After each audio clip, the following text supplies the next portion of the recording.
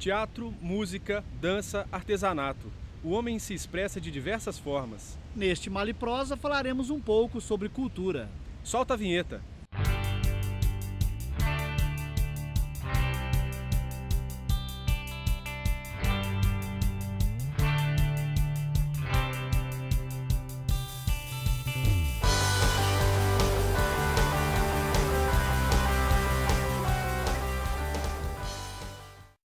Bom, para mim cultura é algo que mantém as pessoas unidas dentro de um único propósito. É sempre bom você manter e incentivar novas culturas para que, enfim, novas artes possam surgir e coisas interessantes aconteçam. Cultura para mim é qualquer forma de expressão de um povo que se relaciona com os aspectos da vivência dessas pessoas, como o lugar onde elas estão, o clima e a sociedade onde elas estão inseridas. Eu acredito que cultura são todos os hábitos e todos os conhecimentos que um povo ou uma nação carrega consigo. Para mí la cultura es conocer las diferentes costumbres de una ciudad. Nosotros ahora estamos viviendo una cultura muy diferente a la nuestra, que es la española. Podemos entender cultura como o conjunto de formas e expressões de uma determinada sociedade. Essas formas e expressões são os costumes, hábitos, práticas comuns, religiões, crenças, normas, regras da maioria das pessoas que integram determinado grupo. É muito comum que dança, artes e música sejam considerados produtos musicais, mas não fica somente por aí. Nos dias de hoje, uma infinidade de produtos culturais invade o calendário oficial dos grandes centros do Brasil. Ao mesmo tempo, políticas públicas defendem e difundem a produção cultural. Mas afinal de contas, será que os produtos culturais brasileiros são mesmo de qualidade?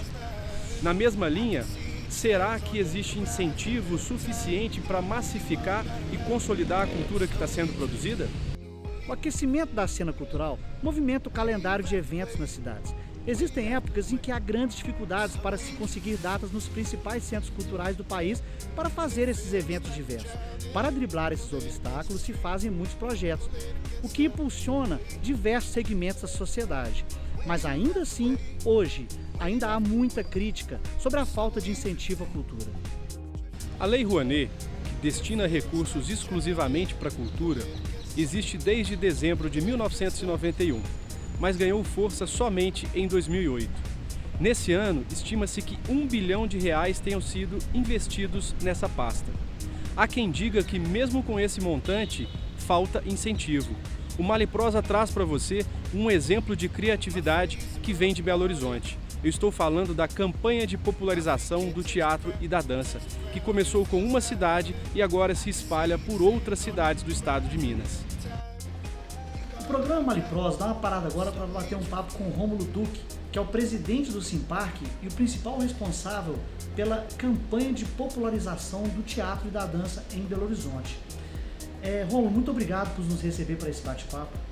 Eu que agradeço, porque é uma oportunidade da gente abrir a discussão também aí para essa forma para essa linguagem de televisão, né, que passa pela internet, pelo social, aquelas redes sociais. Isso para nós é muito importante, que é um público que amplia. Muito bom. Rômulo, como surgiu a campanha de popularização do teatro e da dança? Olha, isso foi em 73, né? Eu era um garoto, estava começando minha carreira de teatro, e esse projeto aconteceu em 72, no Rio de Janeiro. Ele foi pensado pelo pessoal dos artistas e produtores do Rio de Janeiro para fazer alguma coisa em dezembro, que era baixa temporada na cidade do Rio. Então eles pensaram, vamos pegar um carro e vamos circular com ele, levaram para o SNT, Serviço Nacional de Teatro, que na época era ditadura militar que comandava o Brasil, mas tinha o Serviço Nacional de Teatro, e tinha lá um cara, lá um tal de Orlando Miranda, que gostava muito do teatro, era um produtor de teatro do Rio. Eles levaram a proposta para ele achou interessante e arrumou emprestado uma Kombi, e essa Kombi ia nos bairros do Rio vendendo ingresso mais barato. Legal. E deu muito certo em 72, e aí nós fizemos uma negociação com o Rio de Janeiro, um produtor aqui de Belo Horizonte, ligado ao FMG, o Júlio Varela. Ele foi ao Rio, conversou, e esse projeto veio em 73 para Belo Horizonte. Ele chamava Teatro para o Povo. Mas como era uma Kombi emprestada, as pessoas falavam, vão lá na Kombi, comprar o ingresso lá na Kombi, virou a campanha das Kombis. O subdito tomou conta e veio para Minas Gerais já com a campanha das Kombis, apesar da placa estar lá, Teatro para o Povo, mas todo mundo a campanha das Kombis foi pegando e nunca mais parou. De 73 para cá em Belo Horizonte, nunca mais a campanha parou. Mesmo nos momentos de grande crise na questão da cultura, principalmente na era Collor, quando ele acabou com todos os órgãos da cultura, nós achamos que ia acabar, a gente conseguiu fazer a campanha, a entidade dos produtores, aí o governo se afastou em definitivo, e a entidade dos produtores, que hoje é o Simpar, assume o projeto, mas muda o nome, porque tinha o nome Campanha das Kombis, mas a Volkswagen não molhava a mão em nada, era uma ponduragem danada. Então a gente achou melhor mudar o nome também e passou para a campanha de popularização do teatro. Legal. E no cenário atual, quais seriam assim, os principais desafios de continuar firme com a campanha? A campanha é um problema da cultura, da cênica, não só da cênica, a música, todos os segmentos profissionais de cultura em Minas Gerais tem um problema sério. Em Minas Gerais parece que você está sempre começando. Todo ano você tem que começar todo um processo. O pessoal fala, nossa, a campanha é tranquila, 42 anos, deve ter muito dinheiro, já está todo mundo bem, todo mundo consolidado. Nada.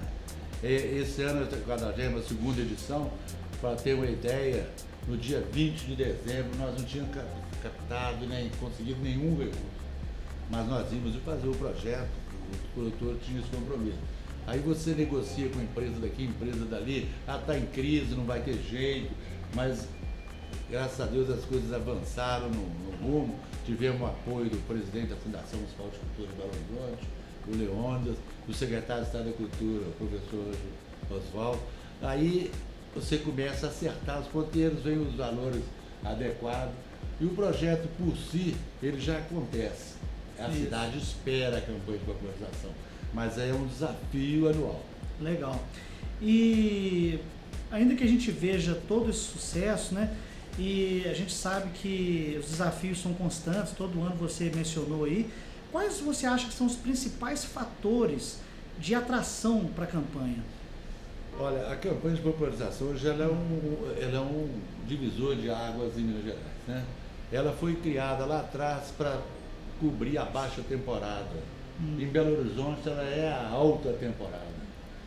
Nós temos envolvidos no projeto esse ano mais de 100 produtores de teatro, com mais quase 160 peças em cartaz, movimentando aí mais de 2.000 trabalhadores, um público que deve chegar a 300 mil esse ano.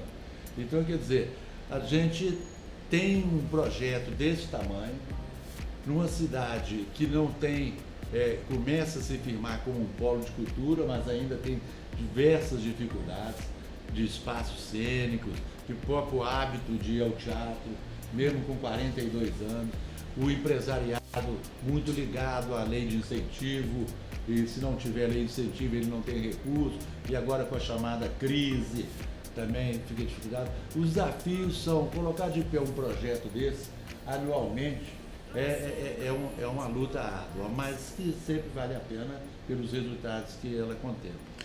E Rômulo, como é que faz se um grupo teatral, uma peça teatral quiser participar da campanha? Qual é o caminho? Olha, a campanha de popularização, o princípio é que só trabalham grupos ou empresas ou produtores profissionais de arte cênica, seja de teatro, seja de dança. Então o primeiro critério é ser profissional nessa área e que tenha desenvolvido no ano anterior à campanha um número determinado de apresentações. Isso é o básico.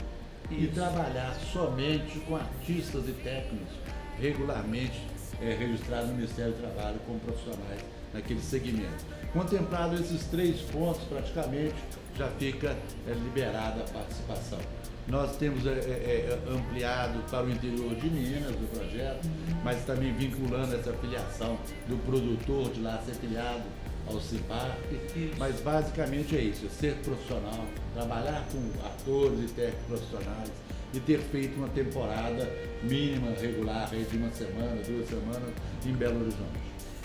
Então, Rômulo Dutra, muito sucesso para a campanha de popularização do teatro da dança em Belo Horizonte, que ela siga firme aí nos anos para frente aí, e é isso aí. Muito obrigado pela entrevista. Pessoal, o Maliprosa não quer ficar difundindo conceitos, mas a gente precisa explicar e classificar os tipos de cultura. Bruno, o que é a cultura erudita? Olha, Fábio, a gente pode entender a cultura erudita, ela é centralizada nos conceitos, ensinamentos e práticas que a gente vê muito nas escolas, universidades. Esse tipo de cultura que passa, que dita as normas e regras de uma sociedade por meio de ensinamentos em geral. Pessoal, já a cultura popular diz respeito a tudo aquilo que está no nosso cotidiano. Então, as nossas vestimentas, as nossas expressões, as comidas, tudo aquilo que rege o nosso entorno ao longo de um determinado tempo ou período. Bruno, e sobre a cultura de massa, o que a gente pode dizer? A cultura de massa, Fábio, é aquela cultura que pode ser consumida nos principais meios de comunicação, como rádio, televisão e internet, e ela serve para fixar uma ideologia realmente de massa, de padronização de costumes e comportamentos por todo o mundo. Exatamente, alimenta a indústria cultural, Isso. ok? A grandeza territorial e a história da colonização do Brasil favoreceram a consolidação da nossa diversidade cultural. Ainda que a internet e a televisão padronize simbologias e comportamentos, a nossa diversidade cultural ainda se baseia muito na nossa regionalização. O Maliprosa recebe agora para um bate-papo o Rafael Guimarães. Ele é produtor cultural. Tudo bem, Rafael? Tudo bem, Fábio. Prazer. O Maliprosa agradece a sua presença. Para começar, Rafael, eu queria que você falasse hoje sobre a qualidade da produção cultural brasileira.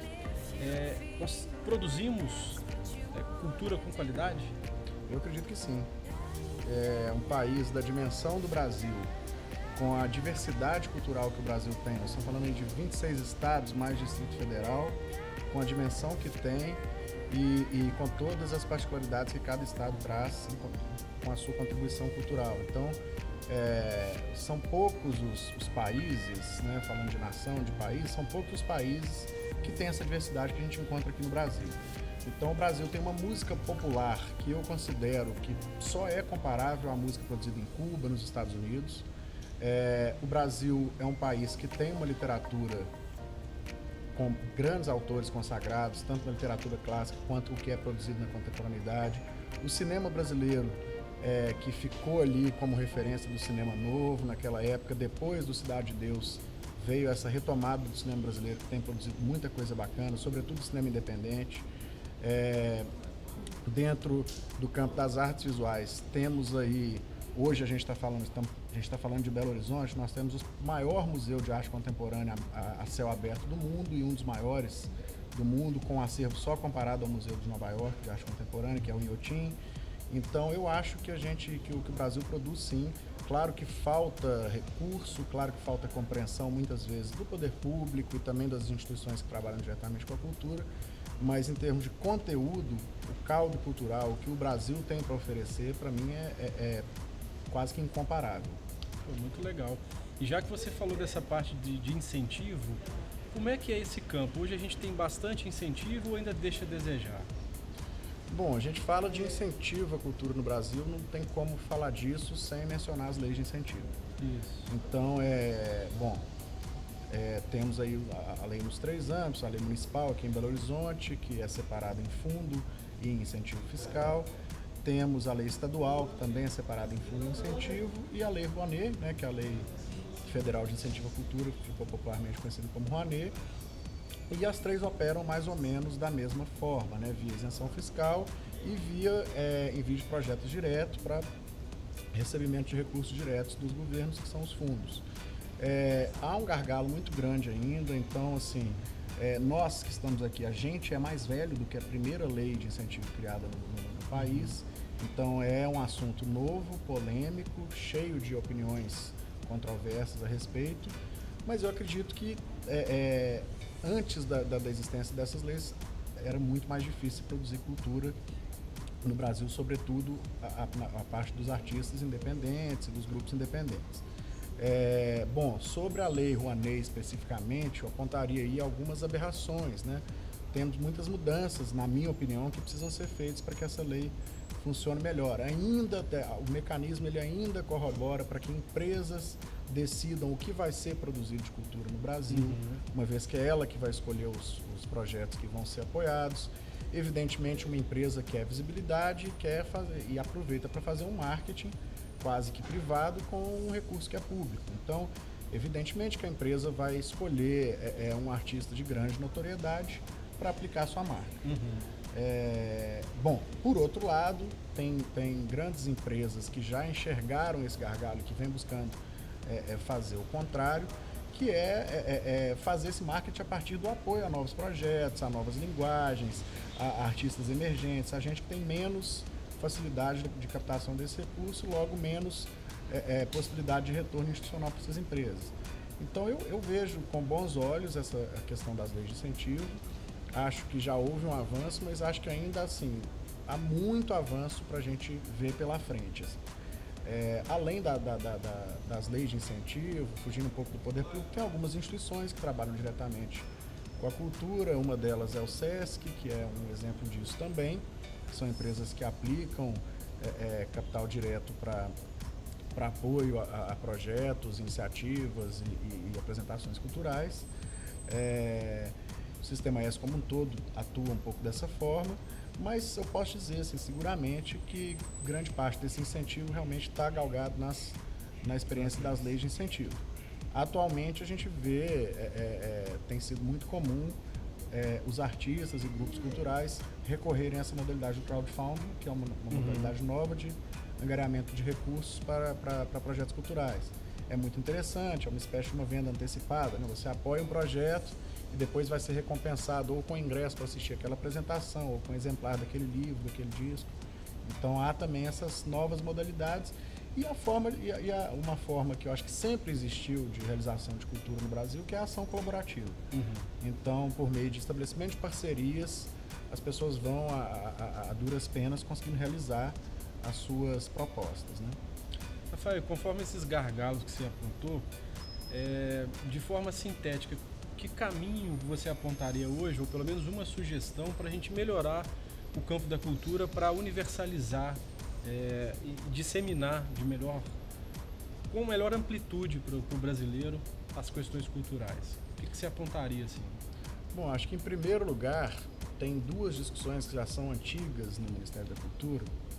Uma delas, eu não saberia dizer exatamente a quantas anda, mas que é a PEC 150, que é um projeto de lei que visa a duplicar o orçamento da União para a Cultura, que antes da entrada do Gilberto Gil era menos de 1%. Então a ideia é elevar esse orçamento a 2%, 3%, enfim, aumentar um pouco o montante destinado ao financiamento da cultura no país. Então esse é um ponto que já isso não é uma novidade, isso já vem sendo discutido desde o Gil até os ministros que vieram depois. E em segundo ponto, eu acho que cabe uma revisão urgente da Lei Rouanet, que isso também já tá em curso. O nosso atual ministro, que é o Juca Ferreira, é um sujeito muito competente e já ocupou essa cadeira há alguns anos atrás e agora voltou a ocupar.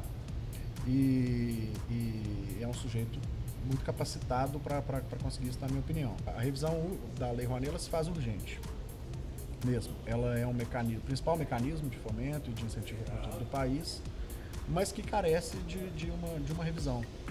Ela precisa se modernizar, ela precisa se adequar um pouco ao mercado para ampliar ainda mais a democratização do acesso às atividades culturais, a democratização do acesso aos artistas emergentes, iniciantes, a proporem e conseguirem recursos para realizar os seus projetos.